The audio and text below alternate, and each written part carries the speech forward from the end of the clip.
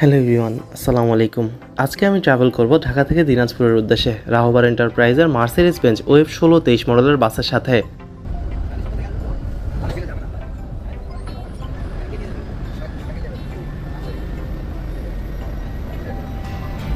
বাসায় বসে আপনাদের দিনাজপুর যাওয়ার একটা ভার্চুয়াল এক্সপিরিয়েন্স দেওয়ার চেষ্টা করব, যেইটা দেখে আপনার মনে হবে আপনি আমার সাথে চলে যাচ্ছেন দিনাজপুরে। 2025 সালে আমাদের দেশের ট্রান্সপোর্ট সেক্টরে মার্সিডিজ বেঞ্জের ওয়েব 16-23 যে মডেলটা, এটা গ্র্যাজুয়ালি ইমপ্রুভ করতেছে। পাশাপাশি বাসের যেটা সংখ্যা সেটাও দিন দিন বাড়তেছে, যার কারণে আপনি দেখবেন যে হানি, ফেনা, স্টারলাইনার পাশাপাশি ছোট বড় সবগুলো কোম্পানির বহরে কিন্তু এখন মার্সিডিজ বেঞ্জের বাসগুলো যুক্ত হচ্ছে, যেটা একটা জার্মান প্রোডাক্ট। এবং রাহবারের এই বাসটার যেটা ডিজাইন সেটাও আপনাকে অনেক বেশি ইমপ্রেস করবে।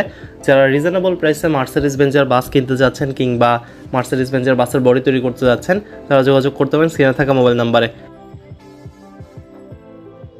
এখন সময় রাতের 10:30। আমি আছি শ্যামলীতে। আমাদের বাস শ্যামলী থেকে 10:30টায়, কল্যাণপুর থেকে 11টায়। আমার পাশে ছিল একটা অপরিচিত যাত্রী যে আমাকে সারা রাস্তা অনেক ডিস্টার্ব করছে। বাসের লুকের ব্যাপারে আসলে এইখানে যে টেল লাইটটা ইউজ করা হয়েছে এটা হচ্ছে লাক্সানা SR3 এর অরিজিনাল টেল লাইট, যেটার আপনি হেডলাইট প্লাস টেল লাইট কম্বো প্রথম দিকে বাংলাদেশে 1.5 লাখ টাকা ছিল।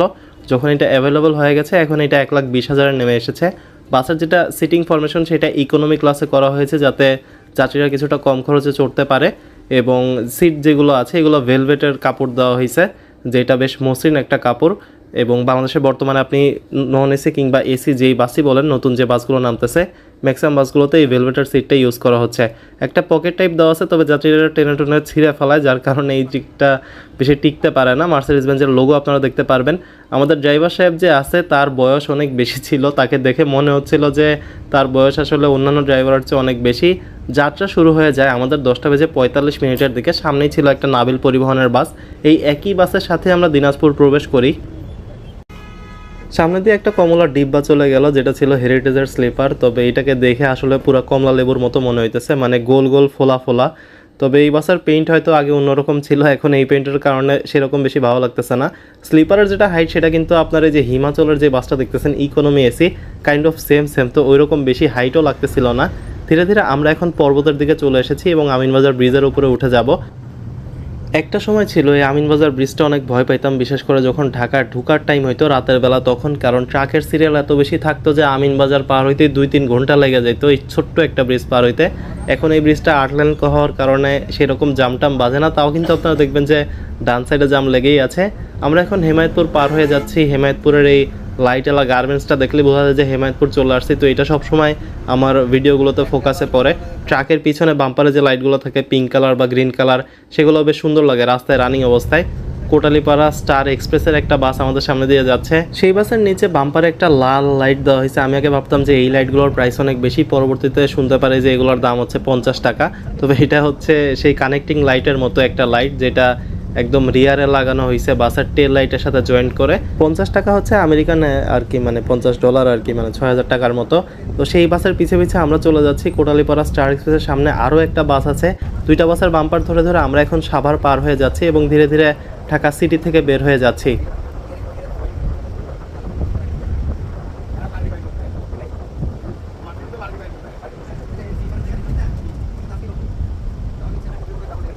সামনের কোটালীপাড়ার এসআইটা মোটামুটি পাগল হয়ে গেছিলো, মানে দুইটার দাবড়াইতেছিল, তার পিছনে আমরা দাবড়াইতেছিলাম। কোটালীপাড়া হুট করে বামে দাঁড়ায় যায় যাত্রী নিতে, এর কারণে আমরা এসআইয়ের পিছে পিছে চলে আসি। এসআইয়ের এই বাসটা হচ্ছে অরিজিনাল এসআই এন্টারপ্রাইজ না, এটা হচ্ছে বগুড়ার লোকাল এসআই ট্রাভেলস। তো অনেকে এসআই দেখে মনে করে যে এটা হচ্ছে এসআই এন্টারপ্রাইজের বাস, তবে এসআইয়ের যে বাসগুলো সেগুলো সবই ব্যানার পেইন্টার বাস।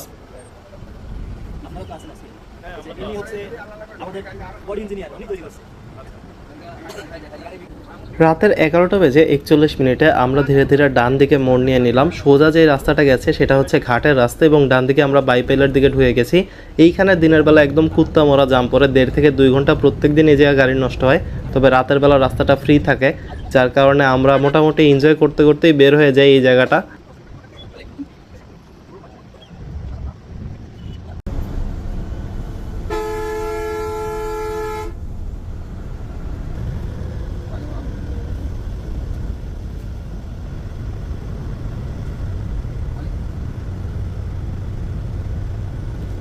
আমরা এখন চন্দ্রা পার হয়ে গেছি। এরপর যে রাস্তাটা পুরো সিরাজগঞ্জ রোড পর্যন্ত পুরোটাই টানের রাস্তা, এখানে আটকানোর মতো তেমন কিছু নাই, যদি না খুব বেশি একটা জাম হয় কিংবা কোনো গাড়ি নষ্ট হয়ে যায়। এছাড়া জাম লাগার মতো পসিবিলিটিস একদম নেই বললেই চলে। মির্জাপুর পাড়ি দিয়ে আমরা এখন টাঙ্গাইলের দিকে আগাচ্ছি এবং আমাদের গাড়ির এভারেজ স্পিড ছিল প্রায় 80 কিলোমিটার পার আওয়ারের মতো।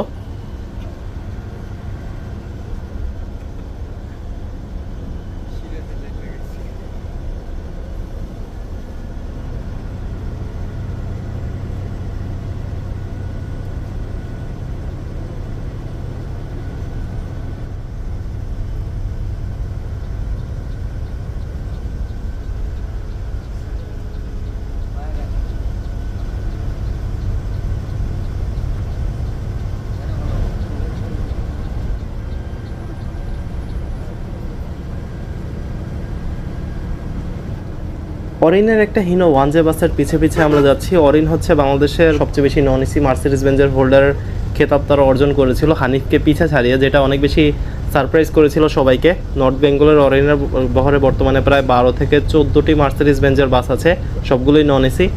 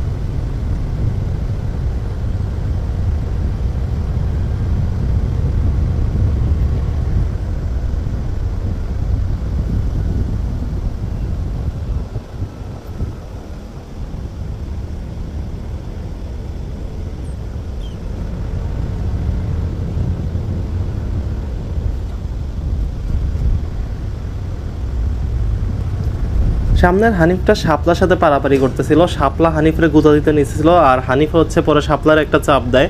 তো যেটা হচ্ছে আপনি মানে ভিডিওটা দেখে বুঝতে পারবেন যে দুইটা বাস একটা একটার সাথে ঠেলাঠেলি শুরু করে, কারণ সামনে যে ট্রাকটা ছিল দুইটা ট্রাকই স্লো গাড়ি ছিল, কোনটা আগে যাবে এটা বুঝতেছিল না। একসময় মনে হয়েছিল যে হানিফের সাইডের ট্রাকটা ওভারটেক করবে, আবার কিছুক্ষণ পর মনে হইতেছিল যে শাপলার সাইডের ট্রাকটা ওভারটেক করবে। সামহাও হানিফি আসলে প্রেশার টেশার দিয়ে বের হয়ে যায়। তার সামনে বরেন্দ্রর একটা বাস ছিল আর একটা লোকাল বাসও ছিল।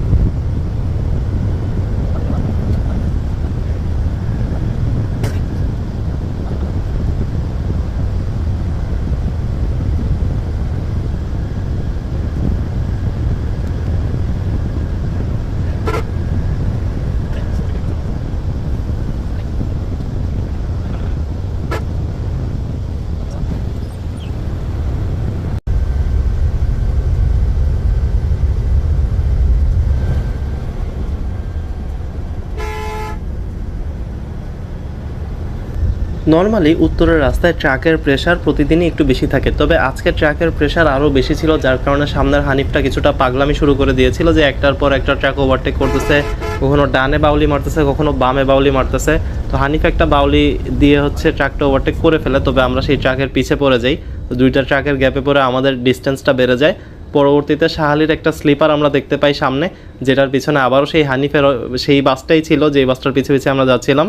এলেঙ্গার কাছাকাছি আমরা ঢুকে যাচ্ছি। এলেঙ্গার কাজটা এখনও শেষ হয়নি, যেটা ঈদের আগে যদি শেষ না হয় তাহলে এই রাস্তায় ঈদে ভয়াবহ জাম খাওয়া লাগতে পারে উত্তরবঙ্গের মানুষের। এলেঙ্গার রাস্তায় বাম দিক থেকে চাঁদ দেখা যাচ্ছিল। ছোটোবেলায় যখন রাতে ট্রাভেল করতাম চাঁদটা দেখা খুব মানে কিউরিসিটি বাড়তো যে চাঁদ কি আমাদের সাথে সাথে যাচ্ছে নাকি। ডান দিক দিয়ে ট্রেন বের হচ্ছে, এটা হচ্ছে এলেঙ্গা রাস্তার অন্যতম একটা সৌন্দর্য যে ডান দিক থেকে ট্রেনগুলো বের হয়, যমুনা সেতুতে একসাথে বাস আর ট্রেনটা চলে। চাঁদের কারণে ভিডিওর যেটা সৌন্দর্য সেটা আরও বেড়ে গেছে। তিশার একটা বাস ছিল, তবে এটা হচ্ছে ঢাকা কুমিল্লার তিশা না, এটা হচ্ছে উত্তরের লোকাল তিশা। যমুনা সেতুর আগের 4 রাস্তার মোড় যেটা, সেটা আমরা চলে এসেছি। ট্রাকগুলো এখন বাম দিক দিয়ে যাবে এবং আমরা ডান দিক দিয়ে যাব। ট্রাকের হচ্ছে ওজনের পরীক্ষা হয়, অতঃপর সেটা টোল দেয়। আর বাসের কোনো ওজন পরীক্ষা হয় না। এখানে সোডিয়াম লাইটগুলো দেখতে পারবেন, যে এই সোডিয়াম লাইটগুলো দেখা মাত্রই আপনি বুঝতে পারবেন যে আপনি যমুনা সেতুতে উঠবেন। নাইট জার্নিতে এইটা অনেক বেশি রিল্যাক্সিং লাগে। টোল প্লাজায় আসার একটু আগে হানিফের অন্য আরেকটা বাস আমাদের ওভারটেক দেয়, হানিফ কেটিসি এর। এই পুরো রাস্তায় যে আমাদের কয়টা হানিফ ওভারটেক দিছে এটা আসলে গুণে শেষ করার মতো না। কম করে হলেও 6টা হানিফের বাস আমাদের ওভারটেক দিছে।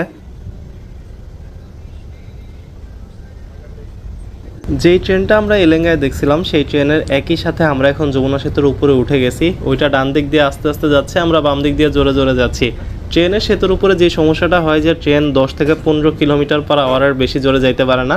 ওপর দিকে বাস কিন্তু 60-80 স্পিডেও যেতে থাকে। ওইটা খুব ভালো লাগে যখন দেখি যে ট্রেনটা ছাড়ায় আমরা চলে যাচ্ছি। এরপরই বাদে যমুনা সেতুতে জ্যাম, তখন দেখি যে ট্রেনটা আমাদের সাইড দিয়ে সুন্দর করে চলে যাচ্ছে আর আমরা দাঁড়াই আছি। তখন আবার কষ্ট লাগতেছিল যে না, ট্রেনে গেলে হয়তো ভালো হতো। আর সেতুর উপরে জাম লাগলে সবাই খুব সবার একদম ঈদ লেগে যায় যাত্রীদের, কারণ সেতুতে তো নামতে দেয় না। তো জাম লাগলে সবাই উঠে সেলফি টেলফি নেওয়া শুরু করে। দিনের বেলা যদি জামটা লাগতো তাহলে বাসের সৌন্দর্য আরও সুন্দর মতো দেখানো যাইতো।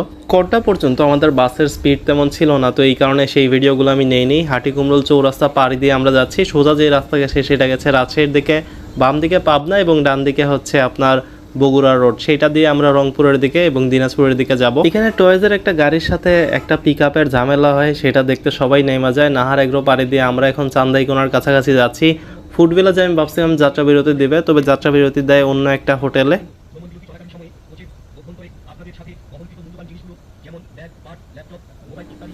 সত্যি বলতে আমি মনে করি উত্তরবঙ্গের রাস্তায় ফুড ভিলেজই হচ্ছে বেস্ট, কারণ ফুড ভিলেজের খাবারের কোয়ালিটি আমার কাছে মোটামুটি ভালো লাগে, যদিও প্রাইস অনেক বেশি। আর এটার ফায়দা ওরা নেয়, কারণ ওরা ছাড়া অন্য কেউ নাই। আর এই হোটেল যেটা ছিল এইটাই হচ্ছে একদম লুটপাট, তবে ফুড ভিলেজও কম বেশি লুটপাট, এটাই আরও বেশি লুটপাট। 2টা পরোটা আর হয়তো একটা সবজি আমাদের বিল এসে পড়ছিল 110 টাকার মতো আই থিঙ্ক। তো এরকম চাঁদাবাজি হচ্ছে এখানে করা হয়। তবে পরোটাও যে খুব বেশি বড় তা না, 10 টাকার পরোটার মতোই। আর ভাজি হচ্ছে একদম সিমসাম। হোটেলে অল্প একটু নাস্তা করার পরে আমরা দিনাজপুরের উদ্দেশ্যে রওনা দিই। প্ল্যান এটাই ছিল যে দিনাজপুর যে আগে হাঁসের মাংস খাবো, এই জন্য হোটেলে তেমন ভারী কিছু খাওয়া হয় না। বাসের ফ্রন্ট লুকটা সুন্দর লাগতেছিল এবং সামনে আবারও সেই কমলা ডিব্বা হেরিটেজের, যেটা হচ্ছে কুলানপুরে আমরা দেখছিলাম বা শ্যামলীতে দেখছিলাম।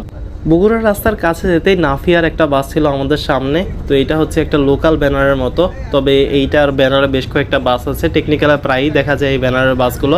সেটাকে ওভারটেক দিয়ে আমরা এখন বগুড়ার দিকে আগাচ্ছি। বগুড়া থেকে আমরা হয়তো গোবিন্দগঞ্জ যাব। তার বাম দিক দিয়েই হচ্ছে রাস্তাটা গেছে ফুলবাড়ি, দিনাজপুর, বিরামপুরের। হানিফের আরও একটা বাস দেখতে পারবেন। উত্তরবঙ্গের রাস্তায় হচ্ছে রাতের বেলা হানিফ একদম ভূতের মতো চলাচল করে আর খুব রাশ একটা মুডে থাকে। বিভিন্ন রুটের হানিফ এখানে একসাথে হয়। এখানে গাইবান্ধার হানিফ আছে, দিনাজপুরের হানিফ আছে, রংপুরের হানিফ আছে, কুড়িগ্রামের হানিফ আছে, পঞ্চগড় তেঁতুলিয়ার হানিফ আছে। তো সব রুটের হানিফ একসাথে হয়, তাওরাশি শুরু করে। রাতের বেলা হানিফের আনাগোনা চোখে পড়ার মতো এবং স্পিডও চোখে পড়ার মতো। ইভেন আপনি এই যে সামনে যে পিঙ্কি যে বাসগুলো আছে এগুলোও খুব টানতেছিল, কারণ এগুলো সবই হচ্ছে লং রুটের বাস, এগুলো চিটাং কক্সবাজার থেকে আসে। তো এগুলোর একটা তাড়া থাকে যে ভোরের ভিতর পৌঁছাতে হবে।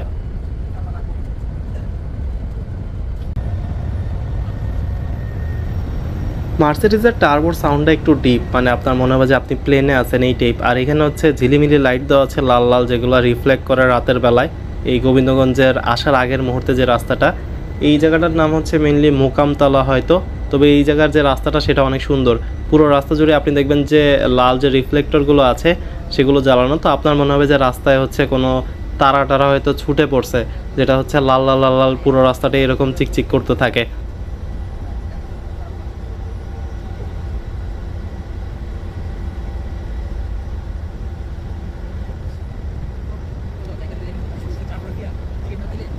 গোবিন্দগঞ্জ থেকে বাম দিকে ঢুকে আমরা দিই একটা ছোট চা বিরতি। উত্তরবঙ্গের শীতের ভিতরে আপনি এরকম গরম গরম চা বিরতি রাতের বেলা সবসময় পছন্দ করবেন। বাসের একটা সমস্যা হচ্ছে একটু ব্রেক দিলেই সবগুলো যাত্রী নেমে যায়, পরে আবার সেই যাত্রী ডাকতে ডাকতে অনেক লেট হয়ে যায়। দেখা যায় 5 মিনিটের একটা ব্রেক দিতে গেলেও সেখানে 15 মিনিট ওয়েস্ট হয়ে যায়। এর ভিতর আরও কিছু পার্টি আছে যারা হচ্ছে 2 নম্বর ওয়াশরুম করার জন্য বের হয়ে যায়। তাদের খুঁজতে শুরু হয় আরেক ঝামেলা। সুপারভাইজার খুঁজা ফোন নাম্বার বের করে, সেই ফোন নাম্বারে ফোন দিলে দেখা যায় যে সেটা তার মামা বা কাকার নাম্বার, সেই নাম্বার থেকে টিকিট বুক করছে, যাত্রীর নিজের নাম্বার দেওয়া নেই। সেই সব ঝামেলা টামেলা পার দিয়ে আমরা এখন যে রাস্তাটা যাচ্ছি এইটা আমার খুব প্রিয় একটা রাস্তা। দিনের বেলা এই রাস্তা সৌন্দর্য আরও বেড়ে যায়। ফুলবাড়ি দিনাজপুর রুটের বর্ডারের কাছাকাছি এলাকার রাস্তা, দুই পাশে আপনি হিউজ জায়গা দেখতে পারবেন।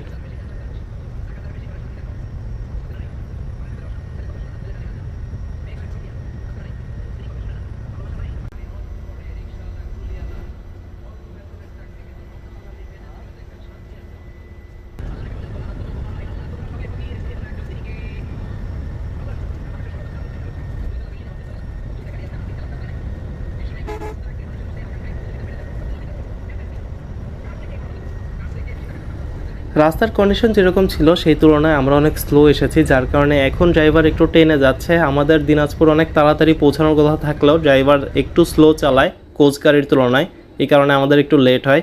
এখানে এসে রাস্তার কন্ডিশনটা খুব একটা ভালো ছিল না, তবে মোটামুটি সবগুলো রাস্তার কন্ডিশন ভালোই ছিল এই পর্যন্ত। আমার দেখা one of the best road হচ্ছে এই ফুলবাড়ি দিনাজপুর রোডের রাস্তাটা। আমরা লক্ষ্মীপুর বাজার পাড়ি দিয়ে এখন রোজিনার পিছনে পিছনে চলে যাচ্ছি। এটাও একটা স্লিপার বাস। উত্তরে স্লিপারের আনাগোনাও এখন অনেক বেশি বেড়ে গেছে, আর ধীরে ধীরে বাংলাদেশের মানুষ স্লিপারে আসলে খাপ খাইয়ে নিয়েছে কিংবা স্লিপারের সাথে অভ্যস্ত হয়ে গেছে। এখন দেখা যায় যে যারা আগে নন এসিতে ট্রাভেল করতো তারাও এখন রেগুলার স্লিপার বাসের যাত্রী হয়ে গেছে। ভোরের আবহাওয়া কিছুটা ফুটে উঠেছে, আকাশ কিছুটা লাল লাল হয়ে আসছে, বেগুনি এবং লালের একটা কম্বিনেশন নিয়ে ভোরের এই আবহাওয়াটা শুরু হয়।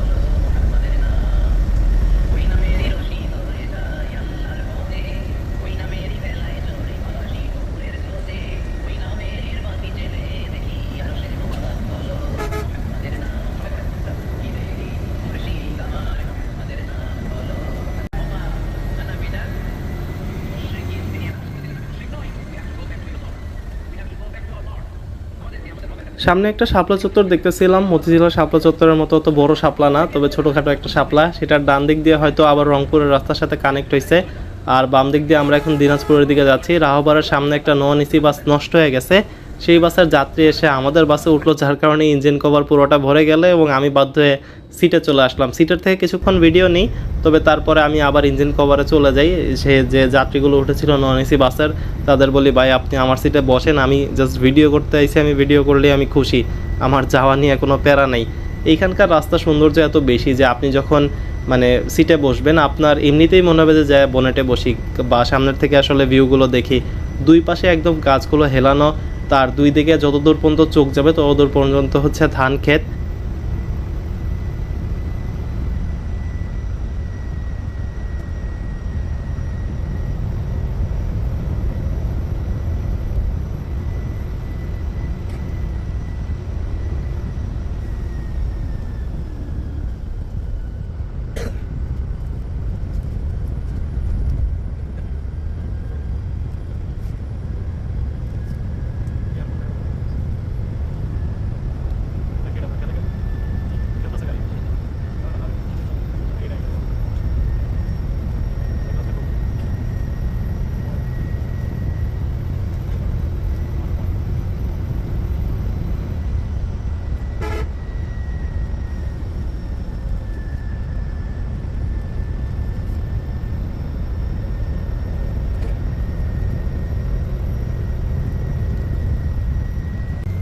যেরকম কুয়াশা এক্সপেক্ট করছিলাম তার চেয়ে কুয়াশা অনেক কম ছিল, তবে কুয়াশা হালকা হালকা দেখা যাচ্ছে এখনও দূরে। যদিও শীতকাল হচ্ছে ঢাকায় একদমই শেষ, তবে দিনাজপুরে আসলে আপনার অবশ্যই একটু হলেও শীত লাগবে।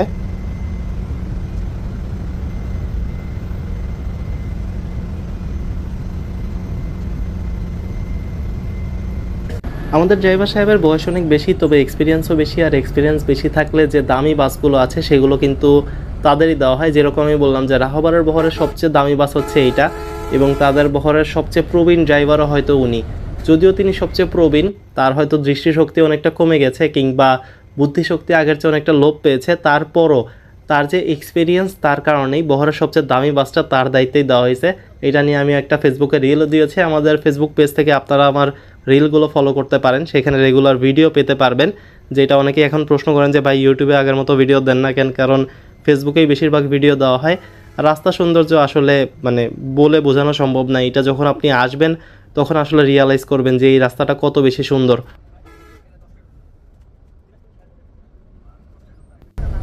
দিনাজপুর আর খুব বেশি একটা দূরে না, আর মাত্র 18 কিলোমিটার সামনেই দিনাজপুর। নাবিল ক্লাসিকের সেই বাসটা আমাদের ওভারটেক দিয়ে গেল, তার সামনে হানিফেরও একটা বাস ছিল। ওয়ানসে যে বাসগুলো এগুলো সর্বোচ্চ 140 কিলোমিটার পর্যন্ত স্পিড তুলতে পারে, তবে মার্সিডিজ বেঞ্জের বাসগুলো বর্তমানে 100 কিংবা 110 স্পিডে লক করা হচ্ছে। তবে এই বাসগুলোর পিক আপ অনেক ফাস্ট। রাবার ড্যাম আপনারা দেখতে পারবেন। আগের বার যখন দিনাজপুর আসছিলাম এই রাবার ড্যামে গেছিলাম, এটা খুব মজা লাগছিল। সামনে ভাবের হোটেল আছে, সেখান থেকে হাঁসের মাংস খাইছিলাম। ওই হাঁসের মাংস খাওয়ার জন্যই দিনাজপুরে আবার আসা, আর পাবনা সুইটসের মিষ্টি খাওয়ার জন্য। তবে দিনাজপুরের রাস্তাটা খুব সুন্দর, দিনাজপুরের জায়গাটাও খুব সুন্দর, সব কিছুই একটু চিপ আর কি, মানে খুব কম দামে কিন্তু ভালো খাবার টাবার পাওয়া যায়। এই কারণে দিনাজপুর আমার খুব ভালো লাগে। যখনই আসি এইখানে ফার্স্টার খেতেই থাকে যে হাঁসের মাংস কখন খাবো। মার্সিডিজ বেঞ্জের এই বাসের সাথে আমার এক্সপ্লোর যেরকম ছিল, প্রথমত হচ্ছে মার্সিডিজ বেঞ্জ কেন বাড়বে না বলেন। মার্সিডিজ বেঞ্জের যেটাই হচ্ছে একটা ব্র্যান্ড ভ্যালু আছে, তার কারণে যে কোনো কোম্পানি এই বাসটা নিতে ইন্টারেস্টেড। বাসটার 230 হর্স পাওয়ার জেনারেট করে। ডে বাই ডে বাসের সংখ্যা বাড়তেছে, পার্টস অ্যাভেলেবিলিটি বাড়তেছে, যার কারণে বাসের রিসেল ভ্যালু বাড়তেছে। পার্টসটা খুব বেশি অ্যাভেলেবল রেখেছে র্যানকন মোটরস, এই কারণে মার্সিডিজ বেঞ্জ বাসের দিকে বড় বড় কোম্পানিরাও ঝুঁকছে বর্তমানে। সৌদিয়া বলেন, হানিফ বলেন, তারাও কিন্তু নিয়েছে 50টি, 20টি, 30টি এরকম বড় বড় লটের অর্ডার পড়েছে। ডে বাই ডে এই বাসের সংখ্যা আরও বাড়তে থাকবে, কারণ বাসটা হচ্ছে 12 মিটার লম্বা প্রায়, যেটা অন্যান্য নন এসি বাসের চেয়ে একটু বেশি লম্বা, যার কারণে যাত্রীরা লেগ স্পেসও বেশি পাবে। এবং এই বাসের যেটা ব্রেকিং সিস্টেম বা এই বাসের যেটা হচ্ছে আপনার লংজিবিলিটি, সেটা অন্যান্য বাসের চেয়ে অনেক বেশি। এই কারণে ডে বাই ডে বাংলাদেশে ওয়েব 16-23 মডেলের এই বাসটা বাড়তে থাকবে। ভারতীয় বাসের চেয়ে এই জার্মান বেঞ্জটা ডে বাই ডে আরও বেশি গ্রো হবে।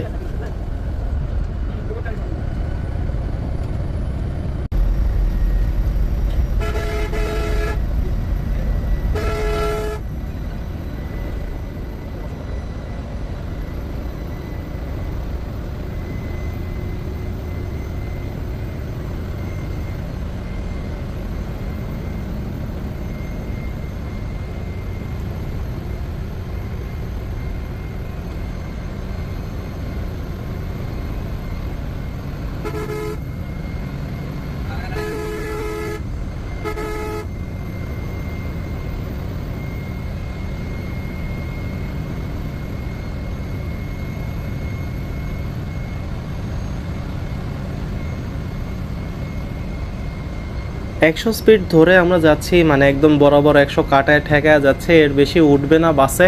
আর এইটা হচ্ছে এনাফ স্পিড আমার মনে হয় বাংলাদেশের রাস্তার কথা যদি আমি ধরি। বাসের একবার টান উঠে গেলে এই বাসের টান ভালোই ওঠে, পিক আপও ফাস্ট। তবে আমাদের ড্রাইভার হচ্ছে একটু দেখে শুনেই চালাচ্ছিল, তার শরীর একটু খারাপ ছিল, যেমন সে বলতেছিল যে চা ব্রেকটা যেটা দেওয়া হয় সেটা ড্রাইভারের কারণেই দেওয়া হয়। এখানে হয়তো একটা গ্রামের হাট আছে, সবাই আসলে বস্তা মস্তা নিয়ে চলে আসছে, আর বেশ বড় জায়গা জুড়ে হাটটা হইতেছে। হাটের দিনে গ্রামের রাস্তা একটু বেশি ভিড় হয়ে যায়। আর আমরা এখন ধীরে ধীরে পৌঁছে গেছি দিনাজপুরে। জার্নি বেশ মজার ছিল, যদি আরেকটু তাড়াতাড়ি আসতে পারতাম আর একটু ভালো লাগতো। তবে মার্সিডিজ বেঞ্জের বাসের সাথে এক্সপ্লোর করতে সবসময় ভালো লাগে। পরিবহন জগৎ রিলেটেড যে কোনো তথ্য সবার আগে জানতে চ্যানেল সাবস্ক্রাইব করে পাশে থাকার অনুরোধ রইল। বাস কমিউনিটি থাকলে জয়েন করতে ফেসবুক গ্রুপ বিডি বাসলাবারে।